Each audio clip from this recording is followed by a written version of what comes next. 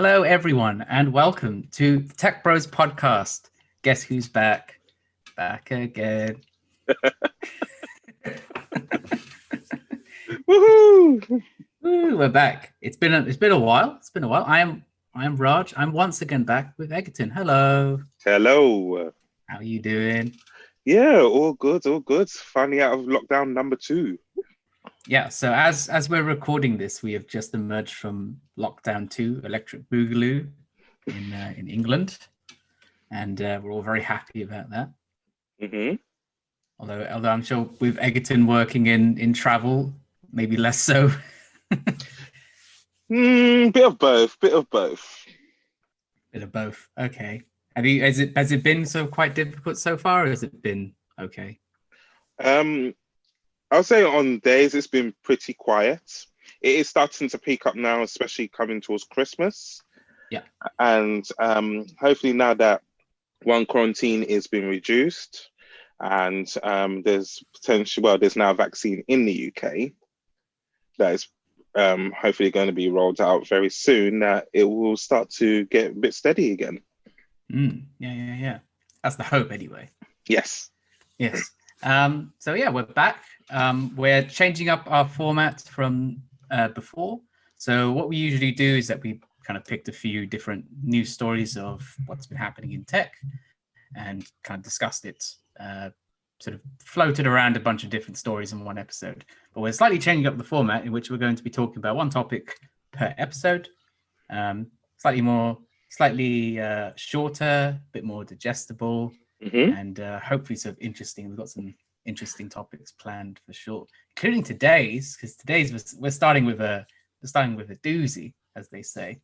We're going to be talking about internet shutdowns. Yes.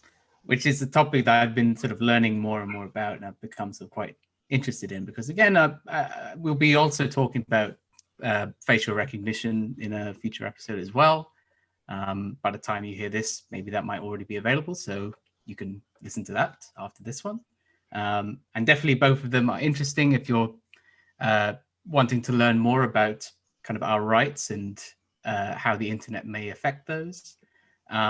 So I guess we'll dive straight into it. So what do we mean by an internet shutdown?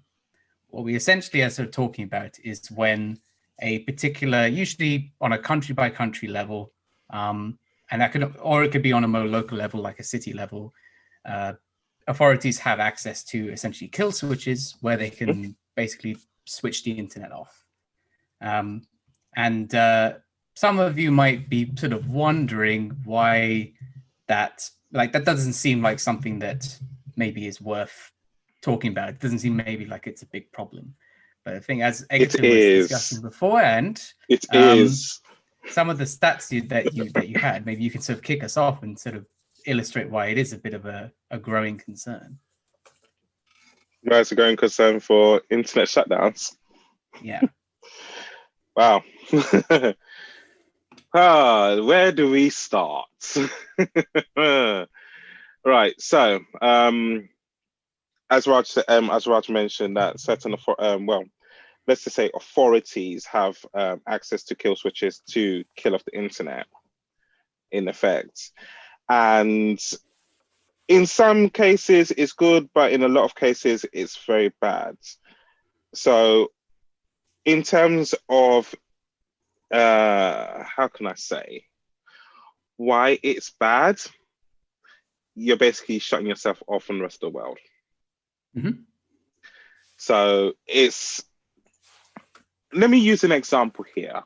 Let's say countries such as China and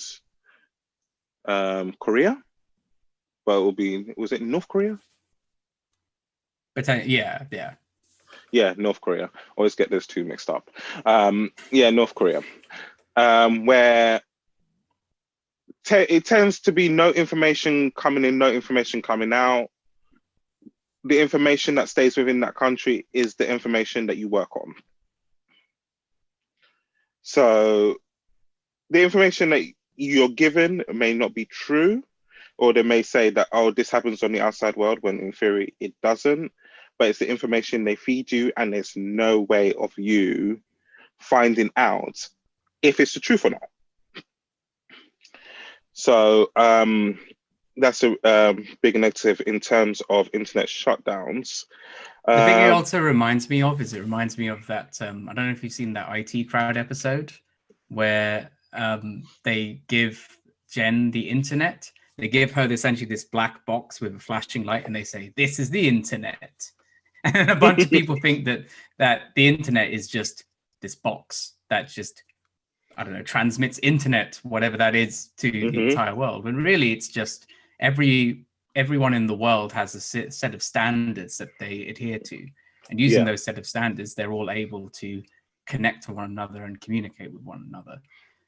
So it stands to reason that if we're all kind of agreeing to the same set of standards, that then some places might then just decide, well, we're not going to sort of be part of this gigantic network. We're not going to agree to those standards, and we can sort of cut ourselves off in a sense. So that's why something like an internet kill switch exists, essentially. Yes. And in terms of other reasons why countries may use an internet kill switch, I've got a couple of examples here, such as elections. And in terms of elections, it could be used in a good and a bad way. In terms of a good way, could be to reduce the amount of fake news that goes around. But at the same time, it could cut, in terms of cutting off the internet, if you wanted to find news about a certain candidate, or you wanted to do your own research into a candidate to make yourself informed on who you may be voting for, and there is no internet for you to do that, then that's a bad way it could be used as well. I mean, that's the problem. It's just that technically you are reducing fake news, but you're also reducing all news. Yes. so you know, like technically it's true, but in order to do it, it's kind of, you know, you're just getting rid of everything essentially in order to sort of target a particular, you can't win, subset of information. Yeah. Exactly. You can't win. Another reason is protests as well. And we've seen this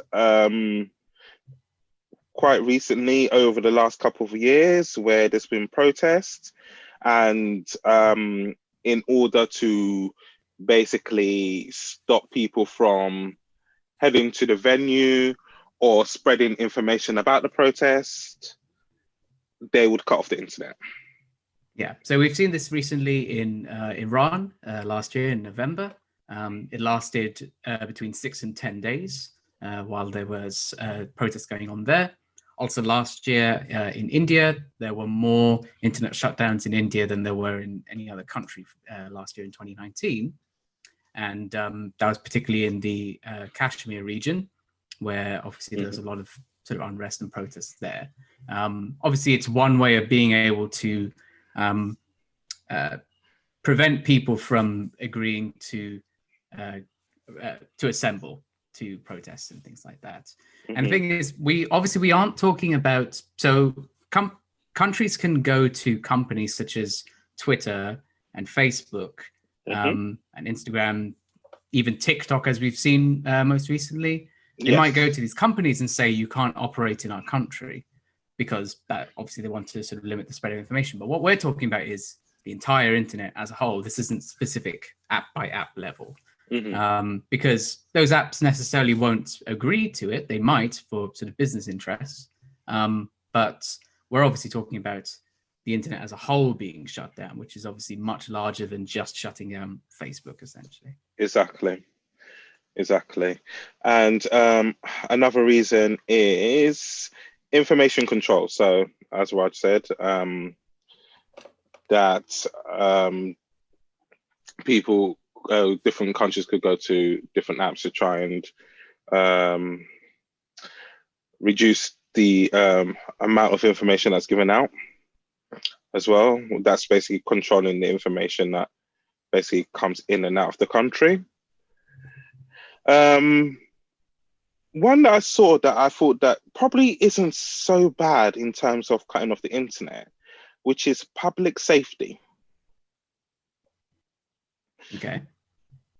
And I'm thinking that I was just trying to think that in terms of public safety, like, why would you shut off the internet? So I don't know. I don't see it as a negative, but at the same time, I don't see it as a positive per se, because of course, if something was to happen, like an incident, and you needed to contact your relatives to say that you're safe, how are you supposed to do that with an internet shutdown? Yeah. I in particular live in an area at the moment where I actually don't have very good phone signal. And it's actually easier for me to get in touch with people via Wi-Fi, via the internet. And so if the internet were cut off, I'd be in a bit of a black hole. And I'm sure that it's even worse in more rural areas, in areas that are more sort of underprivileged. There would be a sort of an inability to be connected to sort of more urban areas or to sort of family members and friends and stuff like that. Yeah, exactly. So yeah, perhaps that's not a good thing after all. Yeah. But do you want to give some of the stats you were talking about before? Oh yes. Right. So in 2019, last year, there were 213 internet shutdowns from 33 different countries. This also equated to 1,706 days of internet shutdown, which is quite a lot. That's a lot. Yeah. And countries that were included in these statistics were places like India, Russia, Jordan, Benin, Zimbabwe, Sudan, and even our own country, the United Kingdom. Yep, even here. So just to sort of, and that's sort of important to emphasize, because one thing to just say is that there was a report by the International ICT Policy in East and Southern Africa, and they basically did some analysis and showed that 15 months of internet shutdowns in 10 sub-Saharan African countries led to a deficit of $235 million from 2015 to 2017. So that's a lot of money that's just lost due to a lot of money, a lot of businesses that can't operate, and that there's a lot of lost revenue and lost trading due to the internet going down. Part of that might be just driven by investments in the stock market and stuff like that, but also there's just the fledgling online businesses and things like that, online sellers, and they're unable to operate as a result. The longest internet shutoff happened in Chad in Central Africa, and they had to be without internet for 15 months, which is just massive. Woo! That's too much. Imagine that. When your Wi-Fi goes out in your house for a few hours, for one day, you lose your mind. What are you gonna do? But imagine 15 months. Yeah, I lost my mind earlier today because it died, and I was already losing my mind. I was this close to getting going on the phone and be like, "What's going on?" Yeah, but just to tie to what you were saying is that obviously we might say, "Oh, it's only something that's happening in other countries," but it's also happening here in the UK as well. So exactly. The UK, there's the Communications Act of 2003 and the Civil Contingencies Act of 2004 that allows the Secretary of State for Culture, Media and Sport to suspend internet services. So they can order internet service providers to just shut down operations, and they can also close internet exchange points. And we've even seen that being used very recently, I believe you saw as well. Yes, on the London Underground. Their Wi-Fi service was cut off for, I believe, a day due to environmental protesters. Yep. So the Extinction Rebellion protesters, they cut the Wi-Fi off at tube stations in order to try and deter them from gathering, essentially. Yeah. So we've kind of seen that they still use it here. This isn't something that just happens in other sort of non-Western countries. It also happens here as well. And so it is something to sort of be concerned about, I think. Yeah.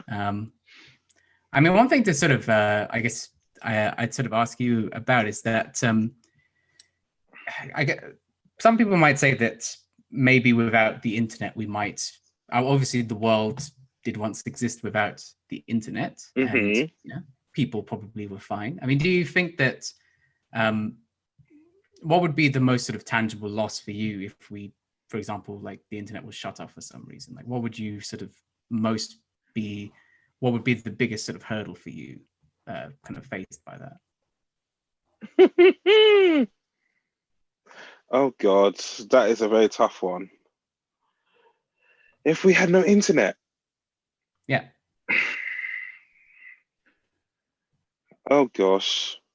I think, you know what? I don't even want to think about it because in my mind, I'm just thinking that how much you actually lose, how much your life will be changed, especially your daily life will be changed if you didn't have the internet. Like, I use the internet on a daily basis to and from work. So because I take public transport. So just to think, if the internet was actually shut down, how it will make your life so much more difficult. So yeah, it's even painful even thinking about it. Yeah. I mean, even though the world used to exist in a way where we didn't have internet, you know, beforehand, but now the world very much operates with it, and it kind of needs it in order to run properly, essentially. And so it's hard to sort of look at the upsides of. So let's say, I mean, even sort of barring the fact that it's been used in certain places for protests and elections and stuff like that, even just the fact that there's the ability for it to be used is sort of a worry in of itself, even if maybe you haven't seen it in wherever you're listening from. Maybe it isn't a thing, and maybe the power is there, but they haven't used it yet. But still, the fact that authorities can do it is in itself dangerous. And the UN has said since 2016 that they passed a resolution saying that governments should not block or throttle access to information. So the UN certainly sees that this is something that we shouldn't have, but countries still have it anyway, and that's maybe not great. Yes, exactly.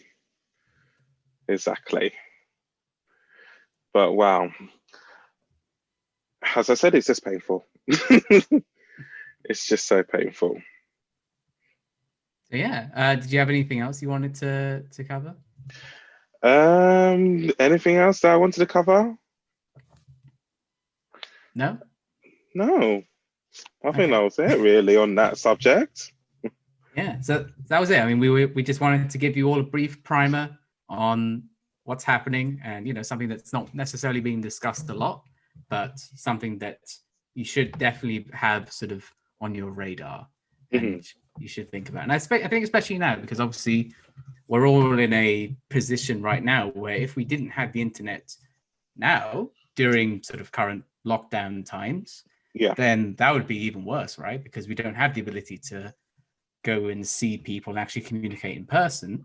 We have to do things now online. And so it does show, especially now, how important it is, because the reason that we've been able to work from home, the reason we've been able to still conduct business and support even local businesses, for example, is due to the internet. And so if we don't have that during times like now, that could have sort of real serious consequences.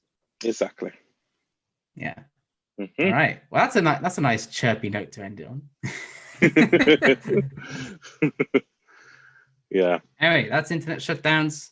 Let us know what you think. I mean, I don't think there's going to be people kind of in support of them. I mean, I don't know. Maybe you might find a reason why it might be useful, but let us know anyway. So yeah, that's that. Thanks very much for listening, and we will see you in the next episode. Bye. See you soon. Bye-bye. Bye.